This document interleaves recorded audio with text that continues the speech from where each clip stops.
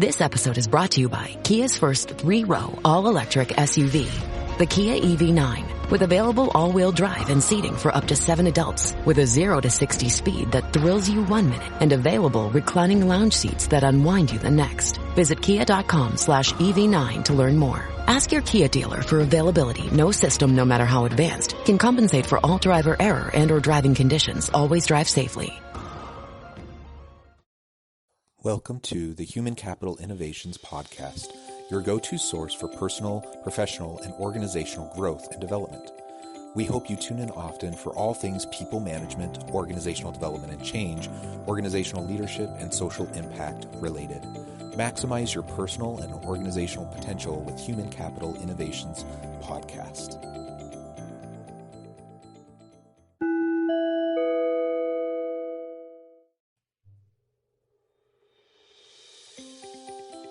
Welcome to the Human Capital Innovations Podcast.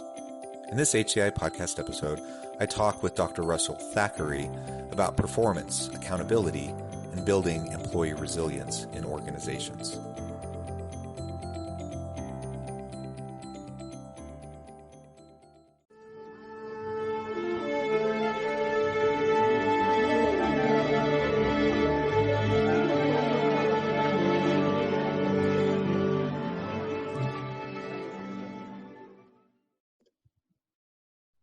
Russell Thackeray, welcome to the Human Capital Innovations Podcast. Hey, John, good to see you again. Well, good to meet you, in fact, to be more precise. I really am excited to talk with you today. It's been fun doing kind of the pre-interview chat and getting to know you a little bit. And I think we really do share a lot of interest and professional background. So it's going to be a lot of fun having a discussion today about employee well-being, burnout, building resilience in organizations, and related topics. As we get started, I just want to quickly share Dr. Thackeray's bio. Dr. Russell Thackeray is an expert at assisting people and organizations in driving change, achieving goals, and win in a constant and sustainable way. A psychologist, coach, and hypnotherapist, Dr. Thackeray regularly works with soft issues in business by building the strong culture and emotional and mental toughness that allows people to thrive whatever life throws at them. As a speaker and a coach and trainer, Dr. Thackeray can be challenging, especially with senior groups in driving sustainable change by creating accountability through resilience tactics and techniques. He has substantial and varied experience working within sales and marketing, operations management, including a spell as a CEO in a UK law firm, as well as time as an organizational development consultant and coach. I could go on and on about Dr. Thackeray and Russell, about all of your accomplishments, achievements, your professional background. Truly, it's an honor to have that chance to speak with you today. Anything that you would like to add before we really dive on in? I think one of the things that shaped me and has a major impact on me is my first career was actually as a professional musician. And I was a freelance orchestral viola player.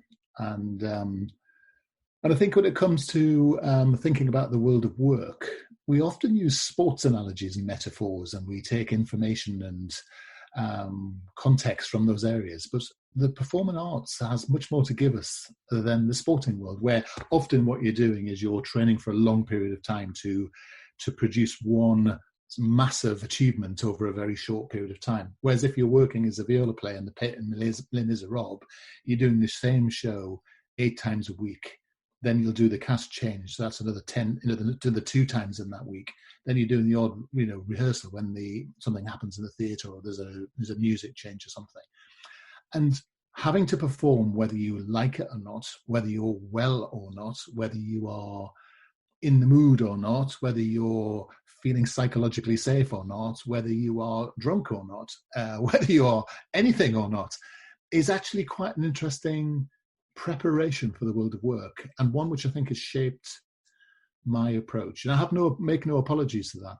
I believe that people and potential go arm in arm together, and that we sort of have a culture today that works against us in some of those areas, that we've slightly built a culture that's very cosseting, taking away risk, taking away accountability. And I think it's to the detriment of some of our potential. And certainly when we think about, or when I think about resilience, I very much think about this idea of how or the lessons I learned from a very early stage, which were around actually, how do you become the person you want to be? How do you become the artist you want to be? How do you communicate a true message from yourself, but using a mechanism? And for me, organizational change is all about that. It's the same narrative. It's that same idea that you want something to happen, and you have tools at your disposal. But as a leader, you've got to figure out what it is you want. And there will be people who don't want to come with you. There will be people whose feelings will be hurt. And that's their choice, not yours. Yeah, thank you for that. And that's fascinating about your musical background. I completely agree that I think we undersell the value of the arts, the performing arts in leadership. I don't have any professional background in it, but I've been a singer my whole life, and I continue as an adult to sing in church choir, in community choirs, and things like that. And I gain a lot of value from that. It has a lot of meaning for me, and I like to share whatever small talent I have in that way. And I've learned lots of life lessons through my involvement with music. I was just interviewing someone recently who, before becoming an organizational change consultant, had been a professional dancer. I just think there's a lot that we can gain from all sorts of backgrounds, and it doesn't just have to be the kind of stereotypical cliched sports metaphors, right? Yeah. And of course, you'll know as well as I know that in terms of neuroplasticity and giving your child the very best chance of dementia prevention, you should allow your child to learn to dance and to learn or be involved in the musical world, particularly, before the age of 17, because it's just so good for the brain. And not just the social aspects of it and the failure aspects of it, but actually it's just very, very good for flexing the neuroplasticity neurons in our brains, and it's just great. And there's a joke, of course, in the orchestral world that singers and drummers are not musicians, but I will forgive you that just for the moment, if that's all right. Excellent. So you started to mention the issue of resilience, how important that is in today's society. And, just to provide a little framing and context as we go into this dialogue, it's an interesting year. 2020 has been quite challenging. Not only do we have a global pandemic that we're dealing with and all the stresses, anxieties, pressures associated with that, but silly things like murder hornets and just all of the various things that are being thrown at us. And it's a particularly socially and politically charged time as well. I don't know if you follow the news in the U.S. at all, but in terms of Black Lives Matter and the civil unrest around racial inequality and systemic racism, LGBTQ plus issues in the Supreme Court, and it's an election year, and all of the anxieties around politics. I mean, it has been a year, and it's taking its toll on people. And if ever there was a time where people needed to learn how to be more resilient, I think now is the time. I really am excited to explore this a little bit with you.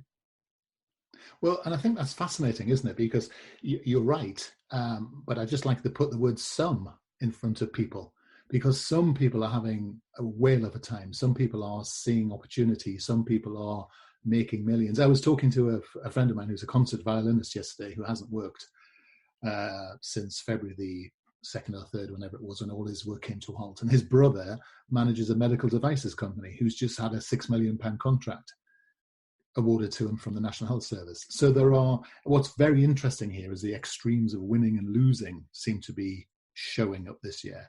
And I think what's fascinating is it's thrown into stark relief. One of the key principles of stress management and anxiety management is the idea of control. And I think we're seeing, both in your political system and our, a sort of sickness at the heart of our supposedly democratic systems. Basically, whichever way your votes swing and whichever way our votes swing, most colleges don't change in your areas and most seats don't change in areas. However, so actually what we're discovering is that we have a huge problem with control, and that often just turns into civil unrest. And it was particularly interesting because I was chatting to this chap yesterday, as I was talking about, and we were chatting about the time we were in college. And whilst we were there, exactly the same situation was going on with riots across the UK. It was hot. There were flashpoints. It was about black issues again, and it was about underprivileged people. And these things have to go away. We have to think potentially the new way, a new socio-economic model, because the one we've got at the moment is creating too much win and too much loss in the sort of net balance. And what you have is the top 2% are really winning at the moment, and the rest of us are suffering. And however you put the spin on it, it's something that's burning. And it's for me at the moment, this is the massive time. And if you think about resilience, as you come out of something, as you learn the lessons, as you take accountability, you begin to innovate. And what I see happening far too much is that people are just going back to what we call the old normal, but using Zoom a bit more. And this is a massive opportunity to say, look, the social fabric of both of our countries could be transformed at the moment. The way we work, the way we think about people, the way we think about the environment, could be massive. The appetite's there, the goodwill's there, the swell is there. The Black Lives Matter showed that. Me Too showed that. We have a new generation of people who want to innovate. And of course, the problem is we've got the traditional white privilege issue where, the minority now are holding the majority back. And time immemorial, history shows us that there is only one way that plays out. And, that's the thing about history. We can look back only 100 years in Russia and see how that scenario might wreak havoc for both of our countries.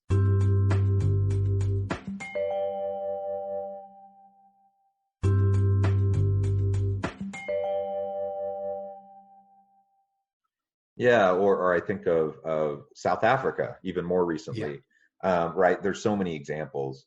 So yeah. Absolutely, it's an interesting time for sure. And I didn't mean for today to be a big political discussion, but no, it wasn't meant to be. Sorry.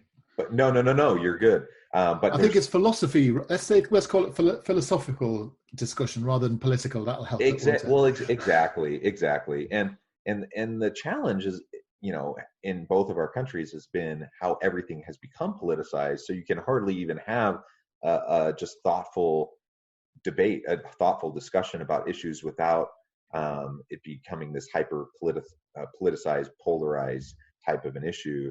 And that's part of the problem that we're facing. I so agree with you. I think we have a situation where one side says X, another side says Y. And only maybe half a dozen years ago, we would have had a debate about that. And then we would have maybe coalesced our views and ended up X struck Y plus or minus one. And now what we do is just shout at each other, And what's happening is it's now okay in a strange sort of way to say the justification of my argument is if you don't agree with me, you're hurting my feelings. And that's your fault. And I think one of the things we think about corporate resilience is we have to really think this one through, because no one can hurt your feelings without you making that choice to have them hurt. And this is the beginning of resilience thinking, isn't it? And it's this thing that we have disempowered leaders and managers by assuming that statement is true. In fact, I was working with an organization quite recently, and basically their leadership doctrine was, if I hurt your feelings, I'm in the wrong. Well, I mean, can you imagine how that plays out? Because not everyone is, playing with a straight bat. What people are saying is they're just saying, well, I don't want to do that task, so you hurt my feelings. I'm not going to do it. The leader says, what do I do now then? Because I have no performance management system to back me up. And there's a state of anarchy develops. And of course, what ends up happening is the more that culture gets hold, the more sickness you have, more absence you have more miserable people, because of course you've got less accountability. And I always think more accountability adds for more workplace satisfaction, not the other way around. And I think we have to use the sort of tough love style of leadership to recognize that we're leading people. We've got to love them enough to care, but actually sometimes we've got to be tough to get the best out of people, because they don't know how to do it, and sometimes we do, and sometimes we have to do that together, and sometimes the person has to come up with the solution themselves. But this disabling theory that, you know, I'll take offense because of something you've said and that's therefore your fault is a challenge. So I think it's the beginning of thinking about resilience, really. Yeah, well, and there's no question that people can and do say and behave in offensive ways. So so a leader can do things that are genuinely abusive, offensive, harmful, and hurtful to their people. We're not saying that we should excuse that in any way. In fact, you're saying the opposite. You're saying they should be held accountable. But what you're talking about is how we, as the recipient of whatever is said to us, we also have a choice. We have a choice on how we're going to respond to that, how we're going to react to that. And we can choose to ruminate over it and allow it to completely destroy our day, our week, our year, and our performance in our job. Or we can choose to respond in a more resilient way and learn from the feedback, even as garbled as it may be and how imperfect as it may have been delivered, and we can grow from it. Again, that's not to excuse bad behavior, and there's times where leaders need to be held accountable.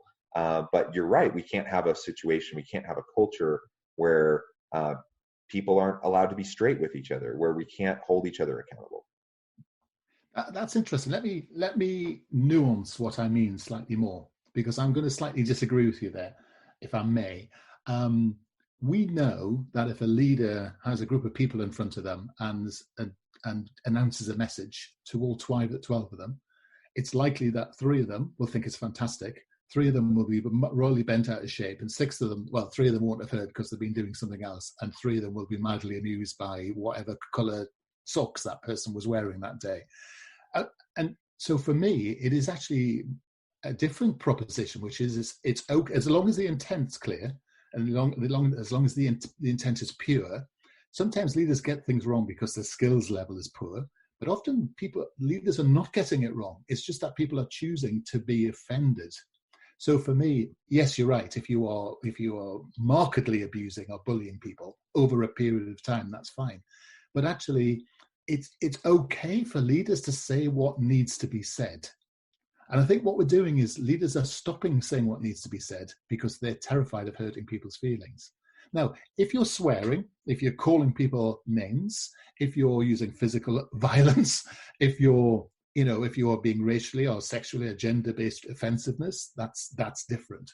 But on the whole, I'd like leaders to step up and actually be a bit more assertive, but with the intention of knowing that it's about performance. It's about what you do, not who you are. And this is the differentiation point, isn't it? And I think leaders, we talk about leadership as being this esoteric, conceptual thing. I mean, leadership management goes hand in hand to a certain extent, and managers are there to increase productivity and improve results. And therefore, that's what they should be talking about. And it doesn't matter what someone looks like and whether they're pretty or whether they're wearing a nice shirt. What matters is the job they're doing. And I just genuinely think that we've not trained people or developed people over the last 20 years to think about that. It's either been performance at 50,000 miles up in the air, or it's been so granular, it's been offensive so intellectually offensive because, well, we knew that. What you're not telling me is the new things about people, the neuroscience about people. And I think this is the thing that we need to figure out in our world, isn't it? It's that thing about how do you work with millennials, Generation Y, Z, and all that lot, because they're different, and people are moaning about this new generation, and we're the generation that are moaning about them, and we're the generation that parented them. It's the ultimate lack of accountability, isn't it? Yeah, no, I agree with everything you just said, and I appreciate you adding the additional nuance and explanation. I think that's exactly right, and accountability doesn't need to be a scary word. And unfortunately, it kind of has become that in a lot of contexts. I'm a scholar practitioner. I'm a professor. I work at the university. I also do consulting. And recently, we got a new university president who decided she wanted to up, the ante in terms of accountability. So that became one of the core themes of, part of the vision and the mission, and that is being repeated over and over again. And the amount of backlash and pushback that she received because she said people needed to be held accountable was incredible to me. I'm like, how in the world can we function like my university has 42,000 students. We're a huge university. How do we function if we're not accountable to each other, to our students, to other stakeholders? It just has to be there. And we have to be able to say it. We have to be able to call people on their bad performance. We need to do it in a productive way, but that's how we help them improve so that they can better serve our students, so we can better serve our community. And if we're not having those kind of accountability discussions and helping people to be more resilient amidst, the challenging feedback that they might receive, then we're doing a disservice to them and to the organization. So Russell, it really has been a pleasure talking with you today. We haven't had enough time, and unfortunately we're going to have to cut it short. So I would love to have you back and have a chance to chat more on the topics of resilience, burnout, and employee well-being. Before we leave today, though, I want to give you a chance to share with the listeners how they can get connected with you and learn more about what you're doing. My company is QEDOD.com, which is the website, and you can join me on LinkedIn at my name, Russell Thackeray. They're the two best ways of getting hold of me. And perhaps when we get in touch, we'll talk about some new ideas around leadership and the book I'm writing around that sort of area, and some contentious thoughts about resilience, because I shall enjoy talking about them, and obviously getting your thoughts and feedback as well, because obviously you're someone whose opinion I respect in this area. Well, thank you, and I look forward to having a further discussion. I really encourage listeners to reach out to Russell, a great expert in this area with a lot of really wonderful insights. So please look him up, reach out to him, and Russell, I look forward to having a chance to talking with you again soon. Perfect. Look forward to it. Thanks so much. Okay, thanks everyone, and I hope you stay healthy and safe and have a wonderful week.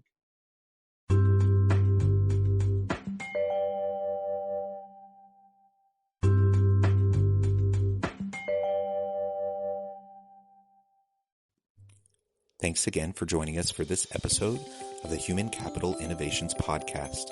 I hope you stay healthy and safe and that you have a great week.